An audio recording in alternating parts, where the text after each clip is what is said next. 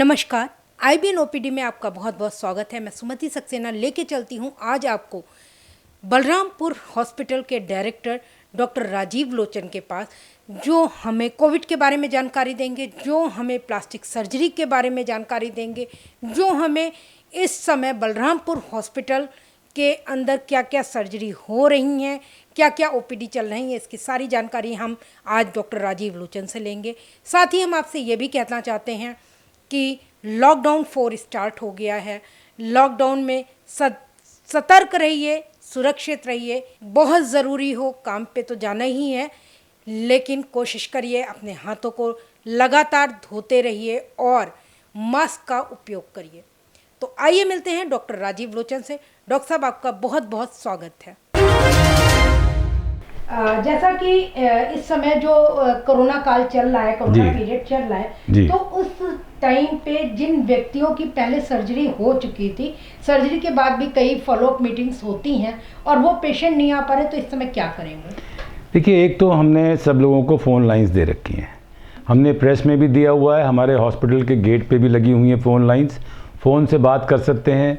ज़्यादातर समस्याएं फ़ोन से सॉल्व हो जा रही हैं। हमारे यहाँ 40-50 फ़ोन रोज़ आते हैं और हम लोग बड़ा डिटेल में उनसे बात करते हैं। अगर उनको दवा बतानी है तो उनको दवा बता देते हैं, और अगर हमें लगता है कि इस व्यक्ति को तो अस्पताल में आकर के ही इसका काम होना चाहिए, तो हम उसको चिकित्सालय में बुला लेते हैं, उसका काम कर देते हैं। ऐसी कोई समस्या नहीं है कि चिकित्सालय में काम नहीं हो पाएगा। अच्छा डॉक्टर साहब, जिन व्यक्तियों की प्लास्टिक सर्जरी ड्यू थी, आने वाले टाइम पे हुई थी, तो वो क्या हो पा रही है या उसको वो और लंबे टाइम तक टाले जा सकते हैं? देखिए, प्लास्टिक सर्जरी के कई आयाम हैं। एक तो है कॉस्मेटिक सर्जरी, जैसे किसी की नाक पतली है उसे मोटी करानी है, किसी की मोटी है उसे पतली करानी है, किसी का रंग साफ करवाना है। इस तरह की जो कॉस्मेटिक सर्जरी है वो तो मैं कहूँगा कि जब कोरोना ख़त्म हो जाए, जब सब कुछ नॉर्मल हो जाए, तभी कराना चाहिए। It can always wait. मगर कई सर्जरीज़ ऐसी हैं जहाँ पे वेट नहीं किया जा सकता है, तो वहाँ पे जैसे मैंने बताया फ़ोन से बात करनी चाहिए। अगर हमें लगेगा कि नहीं इसे वेट कर सकते हैं तो उनको आगे की डेट दे देंगे। अगर हमें लगेगा कि नहीं वेट नहीं कर सकते, इनका नुकसान हो जाएगा वेट करने से, तो हम उनको कह देंगे कि आप चिकित्सालय में आ जाइए, कोरोना की जांच करा लीजिए, अन्य जांचें करा लीजिए, और फिर हम जो भी सर्जरी उसमें होनी होगी वो अवश्य कर देंगे। जैसे मैं आपको एग्जांपल बताऊं, कई मरीज़ ऐसे होते हैं जिनकी नाक कट जाती है, एक्सीडेंटली कट जाती है, कभी कोई बदमाशी में काट लेता है, तो उनकी हम लोग राइनोप्लास्टी करते हैं। यहाँ माथे से एक फ्लैप लेके यहाँ लगाते हैं, तो उसको अगर लगाया हुआ है तो उसको 21 दिन बाद हम डिटैच करके वापस उसको लगाते हैं। तो अगर किसी की सर्जरी ये हो रखी है और इस बीच में हॉस्पिटल में नहीं आ पा रहा है वो, तो उसमें डिले होने से उसका नुकसान थोड़ा हो सकता है। मगर ऐसा नहीं है कि महीना 2 महीना नहीं टाल सकते हैं, मगर समय अगर ज़्यादा हो गया है तो वो अगर चिकित्सालय में हमसे संपर्क करता है तो स्टेज 2 की सर्जरी हम उसकी चिकित्सालय में कर देंगे। तो ऐसा है कि फ़ोन से बात करके बहुत सारी चीज़ें निपटाई जा सकती हैं। जहां आवश्यक होगा वहां हम लोग अवश्य उसकी सर्जरी करेंगे। सर, प्लास्टिक सर्जरी की एक ब्रांच और भी है, जैसे कि आपने कॉस्मेटिक बताया, उसी तरह से जो कैंसर पेशेंट्स हैं, जो ब्रेस्ट कैंसर का जिनकी सर्जरी हो चुकी है, उनकी रिकंस्ट्रक्शन सर्जरी जो होती है, क्या वो ब्रेस्ट कैंसर पेशेंट खुद भी इस समय इन्फेक्टेड है, वो भी काफ़ी ज़्यादा उसको परेशानियां हैं, तो वो कैसे और कब तक वेट कर सकता है? देखिए, जो कैंसर पेशेंट्स हैं वो बहुत ही ससेप्टेबल हैं इन्फेक्शन को, इसलिए उनको तो चिकित्सालय से दूर रहना चाहिए। अगर अभी उनका कैंसर का ट्रीटमेंट हो चुका है, प्राइमरी सर्जरी हो चुकी है, कैंसर निकाला जा चुका है, कीमोथेरेपी हो चुकी है, रेडियोथेरेपी हो चुकी है और वो कैंसर मुक्त हैं, और सिर्फ कॉस्मेटिक पर्पज़ से उनको ब्रेस्ट रिकन्स्ट्रक्शन कराना है, तो उनको अभी चिकित्सालय से दूर रहना चाहिए। जब कोविड ख़त्म हो जाए तब आके कराएं। That can always wait. उन लोगों को मैं वेट करने की ही सलाह दूंगा। सर, ये कितना लंबा वेट कर सकते हैं? ये कितना भी वेट कर सकते हैं, क्योंकि उसमें ऐसी कोई बात नहीं है कि वेट करने से कोई उनका नुकसान हो रहा है। सर, आजकल कोरोना काल चल रहा है, लोग घरों में हैं, अपने घरों में रह रहे हैं, तो इस टाइप पे बच्चे और बड़े थोड़ी हाउस होल्ड एक्टिविटीज़ कर रहे हैं, पतंगे भी उड़ा रहे हैं, तो कई केसेस ऐसे आते हैं पतंग उड़ाते उड़ाते जो मांझा होता है उससे कभी गर्दन कट रही, कभी नाक कट रही, कभी शरीर का कोई अंग कट रहा है। जी। तो ऐसे पेशेंट्स को हम लोग कैसे ट्रीट करा सके, क्योंकि उनका तो उस समय तक कोई कोरोना की जांच भी नहीं हुई है। जी जी, ऐसा है कि जो इमरजेंसी सर्जरी है, मान लीजिए कोई मरीज़ आता है, कहीं से उसको ब्लीडिंग हो रही है, या जैसे आपने कहा ये चाइनीज़ मंजा से कई बार सांस की नली और नसें कट जाती हैं, उसमें तो हमें वेट नहीं करना है, हम तुरंत, क्योंकि वो तो मिनटों सेकंडों और घंटों का मामला है, उसमें हम इतना वेट नहीं कर सकते कि हम उसमें जांच का इंतज़ार करें और फिर टाँके लगाएंगे। ऐसा नहीं है। इमरजेंसी में जो आएगा उसका तुरंत इलाज किया जाएगा। हाँ, हम उसका सैंपल भेज देंगे और जब रिपोर्ट आ जाएगी तो आगे का इलाज उस हिसाब से करेंगे। और इस बीच में हम उसको ये मानते हुए कि इसको कोरोना है, जो सारी व्यवस्थाएं हम पीपी किट पहन के उसका इलाज करेंगे। हम ऐसे वार्ड में रखेंगे जहां पे सब लोग पीपी किट पहने हुए हैं और मरीज़ों से वो संपर्क में नहीं आ रहा है। इसकी व्यवस्था हमने अपने यहाँ कर रखी है। हमने अपना अलग एक आइसोलेशन वार्ड बनाया हुआ है जहाँ पे इस तरह के मरीज़ जो सस्पेक्टेड हैं, जिसमें हमें क्लियर नहीं है कि कोरोना है कि नहीं है, हो सकता है मगर, तो उनको हम उसमें रखते हैं और पूरी एहतियात से उनका इलाज किया जाता है। और जब उनकी रिपोर्ट आ जाती है कि ये निगेटिव हैं, तब उनको फिर जनरल वार्ड में शिफ्ट कर देते हैं, मगर इमरजेंसी सर्जरी तुरंत की जाएगी। सर, सपोज दैट कोई आदमी आता है आपके पास, एक्सीडेंटल केस है और तुरंत आपको सर्जरी करनी है, लेकिन जो व्यक्ति, जो उसके साथ के लोग उसको लेके आते हैं, क्या आप उनका भी रिकॉर्ड रखते हैं? देखिए, इस समय बहुत हमको जागरूकता से काम करना पड़ता है। मरीज़ कहाँ से आया है, किस क्षेत्र से आया है, उसका संपर्क किन लोगों से हुआ है, उसके संग जो अटेंडेंट्स आए हैं उनका संपर्क किन लोगों से हुआ है, क्या वो रेड जोन से आ रहा है, क्या वो हॉट स्पॉट से आ रहा है। अगर वो लोग हॉट स्पॉट से आ रहे हैं तो उनको हम पॉजिटिव मान के ही चलेंगे और सबकी जांच कराएंगे। सर, इस समय जो कोरोना के लक्षण हैं वो भी नहीं दिख रहे हैं। कई बार किसी को नहीं पता है कि इसको कोरोना है, कोई लक्षण नहीं आ रहे। पहले जैसे आता था कि फ्लू हो रहा है, खांसी आ रही है, इस समय वो भी चीजें नहीं है। तो आम आदमी को आपका क्या सुझाव है कि वो कैसे सावधानी और क्या क्या सावधानी बरते? देखिए, एक तो बड़ी सिंपल सी बात है कि अब हमें इस लाइफ स्टाइल के साथ ही जीना है। दूसरों के बहुत संपर्क में नहीं आना है, मास्क लगा के चलना है, भीड़ भाड़ वाली जगह से बचना है, रेड स्पॉट और जो हॉट स्पॉट है वहाँ बिल्कुल नहीं जाना है। और जो लोग हॉट स्पॉट से आ रहे हैं, जो लोग रेड जोन से आ रहे हैं, उनसे दूरी बनानी है, कोशिश करनी कि उनसे हम ना मिलें। इन सब चीज़ों का भविष्य में हमें ध्यान रखना पड़ेगा। इसके अलावा हर थोड़ी देर पे अपने हाथ धोते रहें, सैनिटाइज़ करते रहें, क्योंकि ये हाथ से ही फैलता है। या कोई आपके ऊपर छींक देता है तो फैलता है, या खांस देता है तो फैलता है। तो आप मास्क पहने रहें, अपने को दूरी बनाए रखें, तो जल्दी नहीं होगा। मगर हाँ, अगर हम ध्यान नहीं रखेंगे, मास्क भी उतार देंगे, हाथ भी मिला लेंगे, पास में बैठ भी जाएंगे, उसकी छुई चीज़ों को पकड़ लेंगे, ख़ास तौर से जो सामान हम खरीदते हैं और उसमें वो रुपए वापस करता है, वो रुपए हम हाथ से पकड़ के अगर ले लेंगे तो बहुत बड़ा खतरा है। वो रुपया पता नहीं कितने हाथों में से होके आ रहा है और कहीं लिखा नहीं हुआ उसके ऊपर कि ये कोरोना नेगेटिव है कि पॉजिटिव है। तो रुपया कभी किसी से न लें, कोई भी चीज़ दी हुई किसी से न लें। अगर ज़रूरी है तो अपने पास एक कागज़ का थैला रखें और उससे कहें कि भैया रुपया इसमें डाल दो, और उस थैले को बंद करके एक दिन के लिए रख दें, अगले दिन वो यूज़ करने लायक हो जाएगा। तो ये सब चीज़ों का अगर हम ध्यान रखेंगे तो हम डेफिनेटली इस बीमारी से लड़ पाएंगे और जीतेंगे। सर, आपकी क्या राय है कि अगर जैसे किसी व्यक्ति को ये साधारण बुखार भी हो रहा है तो वो हम लोग भी जैसे घरों में है कि बुखार आता है, पैरासीटामोल ले लेते हैं, इस समय वो किस दवाओं का प्रयोग कर सकता है इस पीरियड में? देखिए, बुखार के लिए पैरासीटामोल बहुत अच्छी दवा है और ओवर द काउंटर अवेलेबल भी होती है। सावधानी से लेने पे आसानी भी रहती है, क्योंकि ज़्यादा बुखार बढ़ने देना ठीक नहीं होता है। और अगर हमारी हिस्ट्री ऐसी है कि हम कहीं ऐसी जगह होके आए हैं जो रेड जोन है, हॉट स्पॉट है, या किसी ऐसे व्यक्ति से मिले हैं जो ऐसी जगहों से होके आया है, कोई विदेश से आया है, कोई बॉम्बे वगैरह से आया है, ऐसी जगह जहाँ कोरोना फैला हुआ है, तो हमको अवश्य अपनी जांच के बारे में सोचना चाहिए। अदरवाइज़ अगर हम नॉर्मल आदमी हैं, कहीं किसी से मिले नहीं हैं, घर में रह रहे हैं, तो हमें इस बारे में नहीं सोचना चाहिए कि हमें जांच करानी है। हमें अपना पैरासीटामोल वगैरह लेके किसी डॉक्टर से बात ज़रूर कर लेना चाहिए। ये अपने आप इलाज करना जो है वो थोड़ा ख़तरनाक हो जाता है, क्योंकि आपको खाली बुखार दिख रहा है, मगर बुखार के पीछे वजह क्या है ये नहीं दिखती है। तो बुखार की वजह जो है वो डॉक्टर ही बता सकता है। इसीलिए हमने अपने हॉस्पिटल के कई नंबर पब्लिसाइज कर रखे हैं। आप फ़ोन से फिजिशियन से बात कर सकते हैं और पैरासीटामॉल उस समय ले लीजिए, मगर उसके बाद आप फ़ोन से बात कर लीजिए जैसी वो सलाह दें, क्योंकि पैथोलॉजी भी खुली हुई है, आपकी जांचें भी हो जाएंगी। हमारे चिकित्सालय में भी पैथोलॉजी खुली हुई है, वहाँ जांच हो जाएंगी। तो फ़ोन से बहुत सारे काम हो सकते हैं और फ़ोन लाइंस पे आजकल बहुत लोग उपलब्ध हैं। डॉक्टर साहब, आपसे एक जानकारी और चाह रहे हैं जी। प्लास्टिक सर्जरी का बर्न केस में बहुत बड़ा रोल होता जी है। हाँ, जी हाँ। तो जो बर्न केसेस में तुरंत कुछ सर्जरी हो जाती हैं और कई सारी सर्जरी लेटर ऑन होती हैं। जी। तो जो लेटर ऑन की सर्जरी हैं, जैसे जॉ लाइन को जोड़ना है, तो उसमें जो मरीज है वो कितने दिन वेट कर सकता है?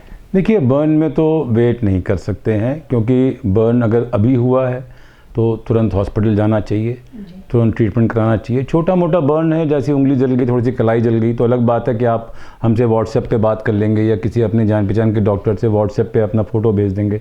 जैसे अभी की बात है, मेरी एक कज़न क्या, मेरी बहन की बेटी है, सगी बहन की, बेंगलोर में, उसके हाथ पे तेल गिर गया और जल गया यहाँ पे। उसने तुरंत मुझे फ़ोटो खींच के व्हाट्सएप पे भेज दिया, मैंने उसको ट्रीटमेंट बता दिया, उसने वहाँ ट्रीटमेंट करा दिया। तो ये छोटे मोटे में तो अपने घर पे ऐसे हो सकता है, मगर अगर ज़्यादा जले हैं, 10% से ज़्यादा है, 20% बर्न है, तो आपको तुरंत हॉस्पिटल जाना चाहिए। सारे हॉस्पिटल्स में बर्न का ट्रीटमेंट खुला हुआ है, कोई समस्या नहीं है। हमारे जो सरकारी में सिविल हॉस्पिटल इसके लिए बनाया गया है, वहाँ बहुत सारे बेड्स हैं। वहाँ जगह नहीं है तो बलरामपुर में भी बेड्स हैं और तुरंत ट्रीटमेंट होता है। उसमें ड्रेसिंग की बहुत इंपॉर्टेंस है, अलग साफ़ रखने की बड़ी इंपॉर्टेंस है, एंटीबायोटिक्स हैं और दवाइयाँ हैं, IV फ्लूइड्स हैं। तो ये सब तो चिकित्सालय में कराना पड़ेगा और सब चिकित्सालय इसको कर रहे हैं, इसमें कोई दिक्कत नहीं है। इसके बाद जो होता है कि मान लीजिए कि बर्न 7 दिन में, 8 दिन में, 10 दिन में नहीं ठीक हुआ और वूंड बचा हुआ है, तो हमें तुरंत उसकी स्किन ग्राफ्टिंग करनी पड़ती है, क्योंकि अगर हम स्किन ग्राफ्टिंग नहीं करेंगे तो वो वूंड गहरा हो जाएगा और आगे चलने पे वो देखने में भी ख़राब लगेगा, वाइट भी हो सकता है। तो वो तो हम सलाह देंगे कि अस्पताल में आ जाएंगे, तो हम लोग ये सब काम कर रहे हैं, इसकी कोई मनाही नहीं है। इमरजेंसी सर्जरी कहीं नहीं बंद है। अगर बर्न की वजह से ग्राफ्टिंग होनी है तो वो ग्राफ्टिंग हो जाएगी, या किसी के मुंह पे अगर एसिड गिर जाता है किसी कारण, हालांकि वो लकीली लॉकडाउन की वजह से ये सब समस्याएं अब नहीं आ रही हैं, तो भी हम लोग तुरंत कहते हैं अस्पताल आइए, जितनी जल्दी हो सके उसका ट्रीटमेंट करें। अगर ज़्यादा डेड हो गया उसको हम लोग निकाल करके तुरंत ग्राफ्टिंग कर देते हैं। तो ऐसे में बहुत समस्याएँ बच जाती हैं और भविष्य में उसका जो शक्ल है, उसके हाथ पैर हैं, वो बिल्कुल अच्छी तरह से काम करते रहते हैं। तो बर्न के मामले में देर नहीं करना चाहिए हमें। और सबसे बड़ी जो बात है बर्न में, मैं हर एक से कहता हूँ, हमेशा कहता हूँ, सबसे पहले ठंडा पानी या बर्फ़ लगाइए। आधी इंजरी तो उससे कम हो जाती है, क्योंकि बर्न इंजरी क्या है, हीट की तो इंजरी है, हीट अंदर जाती है, टिश्यू को डैमेज करती है। तो जितनी जल्दी आप उसे ठंडा कर देंगे, जितना ज़्यादा ठंडा कर देंगे, उतनी इंजरी वो अपने आप शरीर कवर कर लेता है, कम हो जाती है। अभी परसों की बात है, मेरी उंगली हवन करते समय जरा सी जल गई थी। मैंने तुरंत, मेरे फ्रिज में हमेशा 2-3 आइस पैक्स रहते हैं, प्लास्टिक के आजकल आते हैं जो अंदर बंद रहते हैं, उस पर लगा ली, आधे घंटे रखे रहे, कोई छाला नहीं पड़ा, कुछ नहीं हुआ। तो बर्न में आइस की बहुत इम्पॉर्टेंस है और अगर ज़्यादा एरिया है तो तुरंत हॉस्पिटल जाना चाहिए और अपना इलाज कराना चाहिए। सर, जैसे कि कोई भी सर्जरी कराने से पहले पेशेंट की जांचें होती हैं, इस समय इमरजेंसी में आप लोग किस टाइप की जांचें करवा रहे हैं?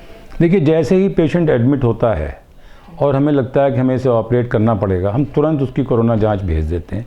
रूटीन जांचें तो सब करते ही करते हैं, वो सब हो रही हैं हमारे यहाँ। वायरल मार्कर्स हैं, शुगर की टेस्ट हैं, क्रेटिनिन है, और भी जांचें हैं, एक्सरे टेस्ट है, ECG है, वो सब हो रहे हैं और वो सब हम तुरंत करा लेते हैं। कोरोना की जांच भी भेज देते हैं और हम तुरंत बात करते हैं KGMC में, माइक्रो डिपार्टमेंट में, माइक्रोबायोलॉजी में, कि डॉक्टर साहब हमें इसकी तुरंत ऑपरेशन करना है, हमें जल्दी से जल्दी इसकी जांच की रिपोर्ट दे दीजिए। और बहुत सहायता करते हैं, बड़ा ही कोऑपरेटिव डिपार्टमेंट है और हमें 3-4 घंटे में रिपोर्ट मिल जाती है। तो जहाँ पे भी बहुत अर्जेंसी है वहाँ हम तुरंत बात करते हैं और वहाँ से कोऑपरेशन से हमें 3-4 घंटे में रिपोर्ट मिल जाती है। इस बीच में हम और तैयारियाँ कर लेते हैं, हमारे ऑपरेशन थिएटर्स तैयार हैं और हम उसका ऑपरेशन कर सकते हैं। ऐसी कोई दिक्कत नहीं है कि कोरोना का काल है तो इमरजेंसी ऑपरेशन नहीं होगा, सब तरह के ऑपरेशन हो सकते हैं। जो पेशेंट जो एक्सीडेंटल सर्जरी हो रही है इस समय, अगर किसी का हाथ कट जाता है, जैसे अभी हाल ही में जालंधर में एक घटना हुई कि कुछ लोगों ने पुलिस वालों का हाथ काटा, जी हाँ, जी हाँ, लेकिन वो खैर सक्सेसफुल रहा, हाथ सर्जरी सही हो गई। तो उस टाइप के पेशेंट्स को कहाँ ले जाया जाए और क्या उसके साथ मतलब किस टाइप से ले जाया जाए, ये हमारे दर्शकों को थोड़ा बताइएगा। देखिए, जो भी अंग कट गया है उसको तुरंत साफ पॉलीथीन में रख के बर्फ़ में रख लेना चाहिए। जैसे पॉलीथीन में पहले रख दिया, बंद कर दिया, उस पॉलीथीन को बर्फ़ में रख दिया और उसको जल्दी से जल्दी, जितनी जल्दी हो सके, KGMC हमारे यहाँ है इस क्षेत्र में जहाँ ये काम बहुत अच्छा हो रहा है, तुरंत वहाँ पहुँचना चाहिए। ट्रॉमा सेंटर में प्लास्टिक सर्जरी की भी यूनिट है और वो उस केस को तुरंत लेंगे और बाकी उसको चिंता करने की ज़रूरत कुछ नहीं है। वो उसे खाली ये करना है कि उसे KGMC ट्रॉमा सेंटर में पहुंचना है अपना अंग ले करके। बाकी 100% वहाँ पे उसकी सर्जरी हो जाएगी। 7-8 घंटे लगते हैं उस सर्जरी में, सारी वहाँ पे उसकी व्यवस्था है। इसको हम लोग माइक्रोवैस्कुलर सर्जरी कहते हैं। माइक्रोस्कोप के माध्यम से पतली पतली जो खून की नलियाँ होती हैं उनको जोड़ा जाता है, नसों को जोड़ा जाता है और उसके बाद बहुत ही अच्छे रिजल्ट्स आते हैं। बस ये है कि समय से पहुंचना चाहिए, अंग को ख़राब नहीं होने देना चाहिए और बहुत अच्छी टीम KGMC की प्लास्टिक सर्जरी डिपार्टमेंट की ट्रॉमा सेंटर में लगी हुई है जो तुरंत उस कार्य को करते हैं। बहुत ही अच्छा वहाँ पे इलाज इस चीज़ का हो जाता है। डॉक्टर साहब, जिन लोगों को पुराने घाव हैं और वो अभी जल्दी भर नहीं पा रहे, उनमें मेन रोल प्लास्टिक सर्जरी का करना है, तो वो पेशेंट क्या करें? देखिए, पुराने घाव जो हैं वो कई तरह के होते हैं। प्लास्टिक सर्जरी का रोल वहाँ पे आता है जहाँ पे घाव में कोई और समस्या नहीं है।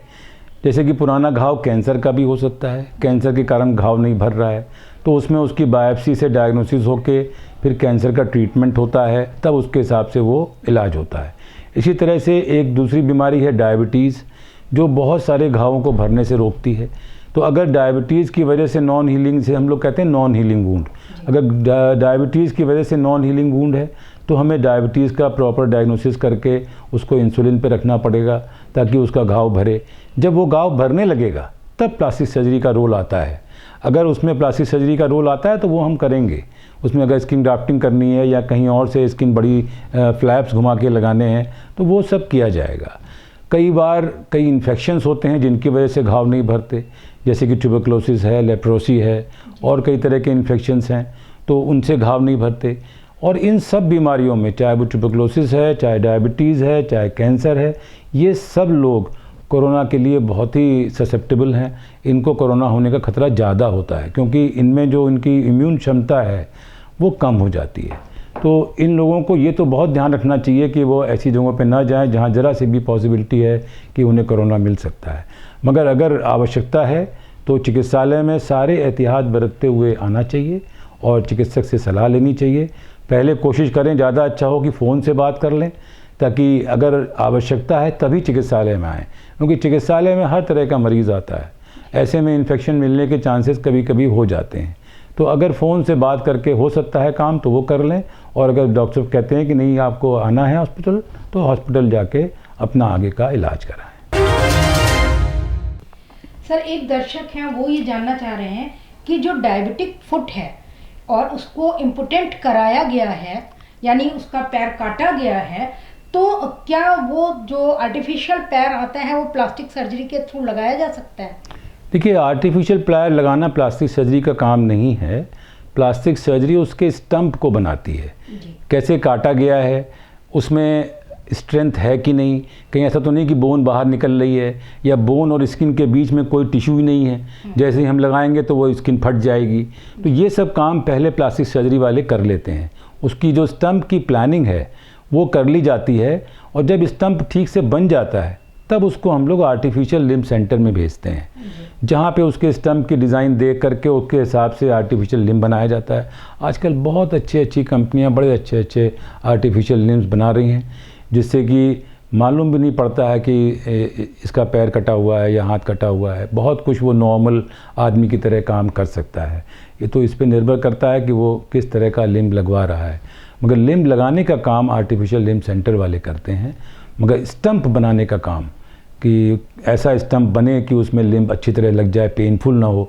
कई बार ऐसा होता है कि नर्व जो काटी जाती हैं वो वूंड के एंड पे जहाँ पे उसका लिम्ब आना है वहाँ रहती हैं, तो वो बहुत पेनफुल हो जाता है। ऐसे में हम लोग डायग्नोस करते हैं, उसकी नर्व की स्टडी करते हैं, जिससे मालूम पड़ता है कि ये नर्व इस जगह पे दब रही है, या न्यूरोमा कहते हैं, कई बार न्यूरोमा बन जाते हैं जो पेनफुल होते हैं, तो उनको हम लोग सर्जरी करके निकाल देते हैं, तो वो एरिया फिर से पेनलेस हो जाता है। वहाँ पे प्लास्टिक सर्जन का रोल आता है, मगर लिम्ब लगाने का काम जो है वो आर्टिफिशियल लिम्ब सेंटर वाले ही करते हैं। सर जैसे अभी रिसेंटली कई चीज बुक्स में ये पढ़ा है कि जो स्ट्रेच मार्क हैं जैसे सर्जरी के, तो वो प्लास्टिक सर्जरी के द्वारा ठीक होते हैं या उसके लिए प्लास्टिक के बाद कॉस्मेटिक भी यूज़ करना पड़ेगा? देखिए, उसको कॉस्मेटिक सर्जरी ही कहेंगे, क्योंकि स्ट्रेस के जो मार्क्स हैं वो कोई आपका काम काज में दिक्कत नहीं डाल रहे हैं। तो ऐसा जो भी काम किया जाता है जहाँ पे देखने में अच्छा हो जाए तो उसको कॉस्मेटिक के ही रेट में मानेंगे, जब तक कि हमारे काम में दिक्कत नहीं आ रही है। अगर काम में दिक्कत आ रही है तो उसे फिर हम रिकन्स्ट्रक्टिव सर्जरी कहते हैं। तो स्ट्रेच मार्क्स हैं, मान लीजिए किसी को ऐसे चेचक हुई, किसी को, अब तो होती नहीं है, या किसी को बहुत सारा बर्न हो गया और फेस पे उसके स्कार्स आ गए, तो उन सब को ठीक करने के लिए हम लोग रिकन्स्ट्रक्टिव एंड कॉस्मेटिक दोनों सर्जरी करते हैं। और जहाँ तक हो सकता है उस व्यक्ति को नॉर्मलसी लाने की कोशिश करते हैं, क्योंकि नॉर्मल होना मरीज़ को बहुत तरह से इफ़ेक्ट करता है। एक तो समाज में उसका स्थान क्या हो, फिर उसकी मानसिकता कैसी हो, उसका कॉन्फिडेंस लेवल बढ़ जाता है। अगर आप अच्छी कॉस्मेटिक सर्जरी कर देते हैं, अगर उसकी नॉर्मल लुक ले आते हैं, तो उस व्यक्ति का कॉन्फिडेंस पहले से दुगना बढ़ जाता है। तो ये चीज़ें हम लोग करते हैं और कोशिश करते हैं जितना अच्छा से अच्छा हो सके। कई बार बर्न के बाद लोगों के वाइट पैचेस हो जाते हैं, ज़्यादा गहरा बर्न हो जाता है तो वहाँ पे वो वाइट हो जाता है, क्योंकि वो कलर वाली सेल्स ही मर गई। तो उसको कई बार समाज में एक टैबू जैसा लगता है कि मेरे तो यहाँ पे वाइट पैच है, उसको हम लोग ठीक कर देते हैं, वहाँ पे कलर्ड स्किन लगा देते हैं और उससे वो वाइट पैच गायब हो जाता है, नॉर्मल रंग आ जाता है। सर जैसा आपने भी बताया कि नॉर्मल वाइट पैच हटाते हैं, तो कई लोगों को एक बीमारी होती है जिसमें वाइट स्पॉट्स आ जाते हैं शरीर में, चेहरे पे कहीं, तो क्या इस बीमारी का भी इलाज आपकी विधा में है? जी, बहुत होता है इसमें। इसको ल्यूकोडर्मा कहते हैं और कई तरह का होता है। उसमें सर्जरी करने के पहले हम ये देखना चाहते हैं कि वो स्टेबल हो गया है कि नहीं हो गया। अगर ग्रोइंग है तो हम पहले कहते हैं कि नहीं, पहले आप स्किन स्पेशलिस्ट के पास जाइए और इसकी ट्रीटमेंट कराइए। जब ये स्टेबल हो जाए तब सर्जरी कराइए, क्योंकि पता चला आप मान लीजिए 2 इंच का पैच है, हमने उसको प्लास्टिक सर्जरी करके ठीक कर दिया, पता चला दूसरी जगह 2 इंच का पैच और बन गया, तो फिर वो उसको उतना फ़ायदा नहीं हुआ। तो दवाइयाँ बड़ी अच्छी हैं, बहुत अच्छी थेरेपीज़ हैं, जिससे कि उनको काफ़ी हद तक ख़त्म भी किया जा सकता है, और ख़त्म ना हो तो कम से कम उन्हें कम किया जा सकता है। जब वो स्टेबल हो जाता है तब हम उस पर ग्राफ्ट लगा करके उसका रंग नॉर्मल कर देते हैं और वो हमेशा के लिए ठीक हो जाता है। सर इस पूरे प्रोसेस में कितना टाइम लगता है? देखिए, ये तो डिपेंड करता है कितना बड़ा एरिया है। अगर छोटा एरिया है, मान लीजिए 3-4 इंच का है, 5 इंच का है, 6 इंच का एरिया है, तो 10-12 दिन में ये काम हो जाता है। अगर स्टेबल ल्यूकोडर्मा है तो 10-12 दिन में हम इसे ओवर ग्राफ्टिंग करके और ठीक कर देते हैं। सर क्या बलरामपुर हॉस्पिटल में बेरियाट्रिक सर्जरी होती है? नहीं, अभी हुई तो नहीं है, मगर हम लोगों ने अभी पिछले 2-3-4 महीने में ही बहुत हाई स्तर पे लेप्रोस्कोपिक सर्जरी शुरू करी है। करीब 100 से ऊपर केसेस हम लोग लेप्रोस्कोपिक सर्जरी से कर चुके हैं, और जो डॉक्टर साहब हमारे यहाँ लेप्रोस्कोपिक सर्जरी कर रहे हैं वो बेरियाट्रिक सर्जरी में भी बहुत एक्सपर्ट हैं। और इसमें कोई शक नहीं है कि जैसे ये कोविड वगैरह ख़त्म होगा, हम जल्दी ही लेप्रोस्कोपी के माध्यम से बेरियाट्रिक सर्जरी भी वहाँ पे करेंगे और अवश्य करेंगे। अप्रॉक्सीमेट इस सर्जरी में कितना खर्चा आता होगा? देखिए, बलरामपुर हॉस्पिटल सरकारी हॉस्पिटल है, मगर अभी हमारे पास उतना इक्विपमेंट नहीं है, तो हमें इक्विपमेंट वगैरह चीज़ें जो हैं वो किसी कंपनी से रेंट पे लेनी पड़ती हैं। तो जो इक्विपमेंट का खर्चा है वो देना पड़ता है। थोड़ी बहुत दवाइयाँ एक आदि हो सकता है मंगानी पड़े, मगर ज़्यादातर हमारे यहाँ उपलब्ध रहती हैं। तो मेरे ख्याल से अगर लंबी सर्जरी है, क्योंकि जो इक्विपमेंट है वो हमें घंटों के हिसाब से किराए पे मिलता है, तो डिपेंड करता है। जैसे अगर 10-20 मिनट की सर्जरी है तो 4-5 हज़ार रुपये किराए पे काम हो जाता है। 1 घंटे की सर्जरी है तो 8-10 हज़ार रुपये लग जाते हैं। इस हिसाब से किराया हमें उसका देना पड़ता है। हालांकि हम प्रोसेस में हैं, हमारी बात हो रही है, कॉर्पोरेशन से भी बात हो रही है, विभाग से भी बात हो रही है। जल्दी ही हमको इसका इक्विपमेंट हमें मिल जाएगा। जब ये इक्विपमेंट मिल जाएगा तो जो नॉर्मल हमारे सरकारी रेट्स होते हैं 1000-1500 रुपये में सर्जरी, और अगर प्राइवेट वार्ड लेते हैं तो 850 रुपये रोज़ का प्राइवेट वार्ड का खर्चा आता है। तो ये थे डॉक्टर राजीव लोचन, जिन्होंने हमें प्लास्टिक सर्जरी की तमाम विधाओं प्लस कोविड और इस समय बलरामपुर हॉस्पिटल में जो ओपीडी चल रही है, जो सर्जरी हो रही है, उसके बारे में विस्तृत से जानकारी दी है। हम आपसे फिर कहना चाह रहे हैं, अपनी सेहत का ख्याल रखिए, कोशिश करिए कि डिस्टेंस मेंटेन हमारे रहें, हम मास्क का उपयोग करें, भीड़ वाली जगहों पे ना जाएं और घरों में सुरक्षित रहें। तो इसी के साथ हम कल फिर आपके साथ हाजिर होंगे एक नए डॉक्टर के साथ, एक नई ओपीडी में। तब तक देखते रहिए IBN भारत।